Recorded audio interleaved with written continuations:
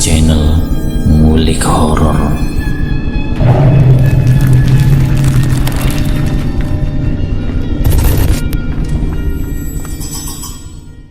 Assalamualaikum warahmatullahi wabarakatuh.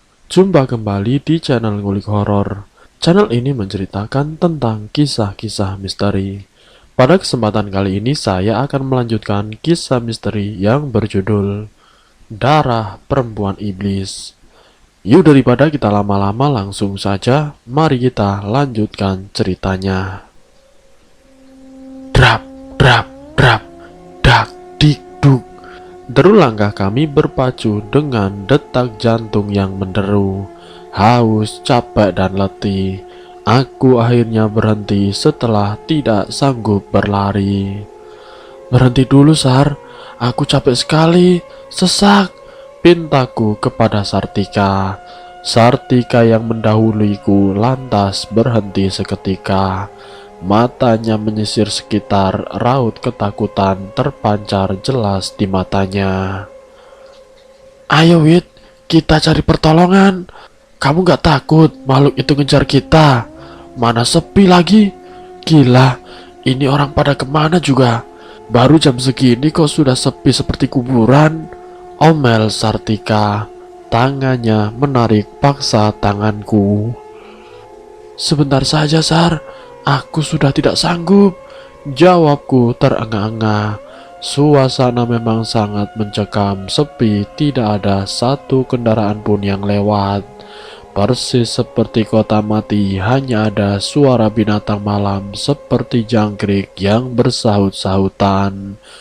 Hembusan angin malam yang dingin menerpa tubuhku. Di saat seperti ini, mengapa Mas Fadlan tidak jua menghubungiku? Ayo, Wit, cepat, rengek Sartika. Oke, ayo. Aku kembali bangkit dan berlari bersama Sartika, mencari bantuan tanpa tahu arah. Sekitar 15 menit kami berlari. Dari jauh kami melihat sinar yang cukup terang. Kami lalu berhenti dan berteriak meminta tolong. Lambat laun sinar itu menjadi besar. Benar dugaan kami, sinar itu berasal dari lampu mobil. Cit! Mobil itu berhenti tepat di samping kami. Kaca mobil diturunkan hingga kami bisa melihat sosok di dalam mobil. Pria dengan wajah sendu berkulit hitam manis menatap kami dengan wajah keheranan. Ada yang bisa saya bantu? Ucapnya ramah. Tolong kami, Mas, kami sedang diburu makhluk halus, ungkap Sartika. Saya mohon, Mas, tolong kami, nyawa kami dalam bahaya, ucapku mengibah. Baik, ayo silakan masuk, jawabnya, dan tidak menunggu lama kami pun langsung masuk dan mobil menderu kencang meninggalkan kompleks perumahan yang aku tinggali bersama Mas Fadlan. Setelah 30 menit perjalanan, kami akhirnya tiba di sebuah rumah sederhana yang dipenuhi bunga mawar. Lelaki yang menolong kami mengatakan jika ini adalah rumah seorang ustadz yang cukup terkenal. Assalamualaikum. Lelaki tadi mengucap salam ketika sampai di depan pintu rumah itu. Waalaikumsalam, jawab seorang dari dalam. Tidak lama seorang lelaki berumur sekitar 50 tahun menyumbul dari balik pintu. Berhenti, belum sempat kami berucap apa maksud kedatangan kami, tangan lelaki itu seolah tidak mengizinkan kami untuk masuk. Bukan kalian maksudku, tapi sosok yang sedari tadi mengikuti kalian. Ucapan lelaki itu sontak saja membuat aku dan Sartika menelan ludah. Ada yang mengikuti kami. Tunjukkan wujudmu, wahai Korin, pekik lelaki itu. Serta merta dari atas pohon kapuk yang ada di seberang halaman rumah Ustadz turun gumpalan asap putih yang lama-kelamaan membentuk sosok wanita yang amat sangat aku kenal. Begitupun dengan Sartika. Nania, liriku berkata. Hantu, pekik Sartika. Ia lantas menggelosor di lantai. Tubuhnya menjadi lemas karena ketakutan. Tidak, dia bukan teman kalian. Dia adalah jin yang menyerupai saja. Sedangkan teman kalian sudah tenang di alamnya, ungkap sang ustadz. Apa yang kau mau, wahai Korin? Tanya sang ustadz. Sosok bergaun putih panjang dengan rambut dan mata hitam mengelilinginya itu membuka mulutnya seraya berucap, Memes, bunuh. Dan setelah ia mengucapkan kata-kata itu, tiba-tiba tubuhnya diselumuti asap tebal. Dan blas, dalam sekejap hilang disapu angin malam. Aku tertegun sembari mencerna ucapan sosok itu. Memes, siapa dia? Sepertinya aku pernah mendengar namanya, tapi di mana ya? Berbagai pertanyaan singgah di pikiranku sebelum akhirnya Pak Ustadz memerintahkan kami untuk masuk. Dan lelaki penolong yang bernama Yudi itu pamit pulang. Kalian berdua tidur di sini saja dulu, di kamar anak perempuan saya, titah Pak Ustadz. Dan ingat, jangan sekali-kali membuka pintu sebelum fajar menjelang, karena makhluk itu haus darah kalian, terutama kamu. Ia mengincar darahmu. Tiba-tiba sang ustadz menunjuk wajahku. Jantungku rasa mau copot mendengar ucapan dari Pak Ustadz. Lalu kemudian tiba-tiba, ting! Belum lepas keterkejutanku atas ucapan Pak Ustadz, jantungku kembali berdegup kencang. Begitu membaca pesan yang baru masuk di handphoneku. Pesan yang dikirim oleh Mas Fadlan yang serta-merta membuat duniaku hancur. Jangan cari aku. Mulai saat ini, kamu bukan istriku. Kamu aku talak. Tunggu surat cerai kita akan segera datang. Itulah pesan dari Mas Fadlan. Cerai? Salahku apa? Pantas dari tadi nomornya tidak aktif. Sebenarnya apa yang terjadi pada suamiku? Dengan berderai air mata, aku menulis pesan, tapi pesan itu tidak terkirim. Ternyata nomorku sudah diblokir oleh Mas Fadlan. Pov Fadlan. Brem brem. Mobil kulajukan kencang. Malam ini aku harus bertemu Memes. Sehari saja tidak bertemu, rasanya sewindu. Oh Memes sayang, tunggu Mas datang. Malam sudah amat larut. Widya berulang kali menelponku. Aku menatap ke layar handphone. Widya lagi. Sangat menyebalkan sekali. Segera aku matikan handphone, lalu pandanganku kembali fokus ke jalan. Sebuket mawar merah sudah aku siapkan untuk si Memes, gadis cantikku. Aku berharap dia tidak marah lagi gara-gara kemarin ketemu sama Widya saat di pemakaman Nania. Singkat ceritanya, akhirnya aku sampai di depan rumah Memes. Rumah kontrakan yang sangat sederhana. Ya, Memes hanya tinggal berdua dengan ibunya. Mendekati rumah Memes rasanya amat menyeramkan. Bulu kuduku berdiri seketika. Rumah pun tampak sepi dan gelap. Tapi demi untuk bisa bertemu Memes, aku mengendap mendekati kamarnya Memes. Hahaha. Kau hebat Mas Gun, tapi kau harus janji ya, besok Widya harus mati. Jelas suara Memes menggema. Mas Gun, Widya, sebenarnya Memes bicara pada siapa? Hebat, sialan, suara desahan. Perlahan dengan jantung yang ingin melonjak keluar karena menahan marah. Aku mendekati jendela dan berusaha mengintip. Kesal bercampur benci.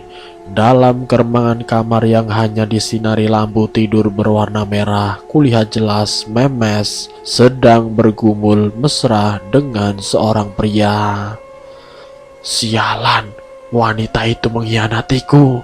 Aku beringsut mundur, ingin kembali pulang ke rumah menemui istriku. Maafkan Mas Fit. Brak. Ah, sial, ucapku ketika kakiku tidak sengaja menabrak ember. Siapa itu Mas Gun? Pekik Memes. Aku ingin berlari tetapi tubuhku tiba-tiba terasa kaku. Aku tidak bisa bergerak, lidahku pun keluh. Apa yang sebenarnya terjadi padaku? Tiba-tiba dari arah kamar Memes keluar gumpalan asap hitam yang lama-kelamaan membentuk sosok hitam besar berbulu menyerupai raksasa. Ia menyeringai menatapku, gigi taringnya keluar dengan matanya yang menyala merah. Trap, trap, trap. Ku dengar langkah kaki dari dalam. Memes keluar dari dalam rumah dengan wajah yang ketakutan. Sialan, Mas Fadlan, pekik Memes. Apa perlu dia kita jadikan korban, tuanku? Suara makhluk itu membahana. Rasanya aku ingin pingsan melihat makhluk itu melotot melihatku. Jangan, dia asetku. Aku hanya ingin dia tunduk padaku, ucap Memes. Baik tuanku. Setelah makhluk itu berucap, entah kenapa pandanganku menjadi gelap dan tenggukku menjadi berat. Aku seperti melayang dan terbang. Pagi sayang. Kecupan mesra di pipiku membuatku terbangun. Ku pincingkan mata, gelap, tidak ada cahaya sedikit pun. Memes, dan kejadian tadi malam. Kepalaku pun mendadak pusing. Aku ingin bergerak, tapi kenapa sangat sulit sekali. Tanganku terikat. Klak! Lampu tiba-tiba hidup. Mataku menyipit, silau di mana aku. Ruangan apa ini? Seperti gudang apa aku disekap? Kulihat Memes berdiri bertolak pinggang menatap sinis ke arahku bersama seorang pria di sampingnya. Tapi ada yang aneh, pria itu kenapa begitu mirip denganku? Kenapa? Kau heran, Fadlan? Memes menatapku dengan sinis seperti sedang mengejekku. Sebenarnya apa yang kamu mau?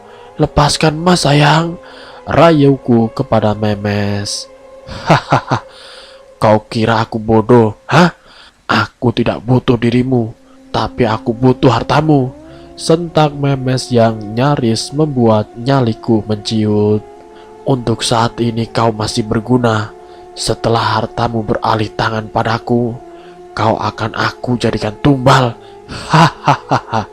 Ia tergelak melihatku dengan raut wajah ketakutan. Ya Tuhan, kenapa aku bisa mencintai wanita iblis seperti ini? Aku membatin. Ayo Mas Gun, kita ke kantor. Biarkan lelaki itu di sini. Memes berlalu pergi, namun ia sempat melihatku sekilas. Tidak akan ada yang mencarimu. Istrimu sudah kukirim pesan. Kau menceraikannya. Hahaha. Membusuklah di gudang ini, Fadlan, seru Memes. Brak! Tidak. Oh Memes. Mas Gun, kamu bisa menjelma sampai kapan? Tanyaku pada Mas Gun yang saat itu sedang asik menyetir mobil milik Mas Fadlan. Ya setidaknya sampai beduk subuh berbunyi, jawabnya singkat. Semua aset si Fadlan itu ditaruh di brankas kantor. Kita ke sana malam ini, perintahku kepada Mas Gun. Ia pun hanya mengangguk. Kapan kamu mulai head lagi? Aku sudah amat lapar, desak Mas Gun. Aku menatap tajam pada Mas Gun. Sialan memang. Tadi malam kau sudah kukasih jatah. Apa masih kurang? Tubuhku juga masih sakit semua. Hardiku kepada Mas Gun. Kau jangan sembarangan padaku. Apa yang kau mau sudah aku laksanakan. Hingga aku bertarung dengan jin pendamping Nania demi kau. Jadi kau jangan macam-macam. Selain tubuhmu, aku juga butuh darahmu. Jika kau tidak mau, carikan tumbal untukku. Bentak Mas Gun yang membuat nyaliku menciut. Oke, kan ada si Widya. Kapan akan kau eksekusi? Kataku menyarankan. Untuk saat ini aku belum bisa menemuinya. Dia sedang ada di rumah Ustadz yang tinggi ilmunya. Aku takut, papar Mas Gun. Kau bisa takut juga. Kau itu jin. Hah. Ejekku yang sukses membuatnya menjadi marah. Matanya berubah merah membuat tubuhku gemetar ketakutan. Awas jika dalam waktu dekat kau tidak memberiku tumbal, nyawamu akan menjadi taruhannya. Kata-katanya nyaris membuat jantungku berhenti berdetak dan susah menelan saliva. Hening, aku tidak berani mengucap sepatah kata lagi. Mobil berhenti tepat di halaman kantor. Waktu sudah menunjukkan pukul 11 malam. Aku berjalan cepat menuju kantor diikuti Mas Gun dari belakang. Langkahku berhenti ketika Pak Satpam menghadangku. Maaf, Bu Memes, ada perlu apa malam-malam begini datang ke kantor? Tanyanya sopan. Ada Pak Fadlan. Sapanya ramah begitu melirik seseorang di sampingku. Ada yang saya mau ambil dan itu harus malam ini, jawabku sedikit memaksa. Tapi Bu, jangan banyak tanya, atau kamu mau saya pecat. Mas Gun menatap Pak Satpam tajam. Dia pun akhirnya menyerah dan mempersilahkan kami untuk masuk. Kau pasti tahu kan nomor untuk membuka brankas? Kau kan jin, selorohku. Ya, aku tahu, jawabnya singkat. Ia berjalan tergesa masuk ke ruangan Mas Fadlan dan langsung menuju brankas. Dengan mudahnya brankas terbuka dan Mas Fadlan KW mengambil beberapa berkas. Seketika itu juga raut bahagia menyergapku. Akhirnya aku jadi orang kaya, batinku kemudian. Tanpa membuang waktu, kami pun keluar dari kantor menuju pulang ke rumah. Pof Mas Fadlan. Ikatan ini terlalu kuat. Aku berusaha melepaskan tali yang mengikat kedua tanganku. Namun ikatan itu terlalu kuat. Tubuh yang lemas, lapar dan juga haus. Tega kau Memes, membiarkan aku menderita, batinku. Memes, aku berteriak kencang. Memes, lepaskan aku. Drap, drap, drap. Ku dengar jelas langkah kaki menuju kamarku. Langkah tergesa dan begitu cepat hingga nyaliku menjadi ciut. Brak, pintu terbuka dengan paksa dan brak. Memes, serak. Lelaki yang mirip denganku menyeret kursi yang mengikatku. Aku dibawa mendekati Memes yang menatapku sini seolah tiada cinta lagi di matanya. Hei, sekarang kau tanda tangan di sini, ucap Memes sengit. Beri Mas minum dulu, Mes. Mas amat haus, tenggorokan Mas kering, pintaku kepada Memes. Masa bodoh dengan deritamu. Cepat, kau tanda tangan di sini, atau kau mau nyawamu jadi taruhannya. Memes menajamkan matanya, membuatku menelan saliva hingga terasa sakit di tenggorokan. Mas Gun, lepaskan ikatan pria buruk ini, titah Memes. Cepat tanda tangan, desak Memes. Dengan terpaksa aku menandatangani berbagai berkas kepemilikan tanah dan juga aset lainnya. Fix, Sekarang aku jadi orang kere dan miskin. Haha, sekarang kau tidak ada gunanya. Brak! Memes menendang kursiku hingga aku jatuh tersungkur. Ah! Aku menjerit kesakitan. Tubuhku teramat lemah karena menahan haus dan lapar. Kurasakan pusing yang teramat sangat, pandanganku memburam. Dan drap, drap, drap. Tinggalkan saja pria itu di sini, Mas Gun. Brak! Dan setelah mendengar suara terakhir Memes, aku sudah tidak ingat apa-apa lagi. Pov Widya. Widya, Widya sayang. Samar-samar ku dengar suara Mas Fadlan di luar. Aku mengucek mata dan menatap ke sebelah. Sartika masih terlelap tidur. Jam berapa sekarang? Widya, Widya sayang.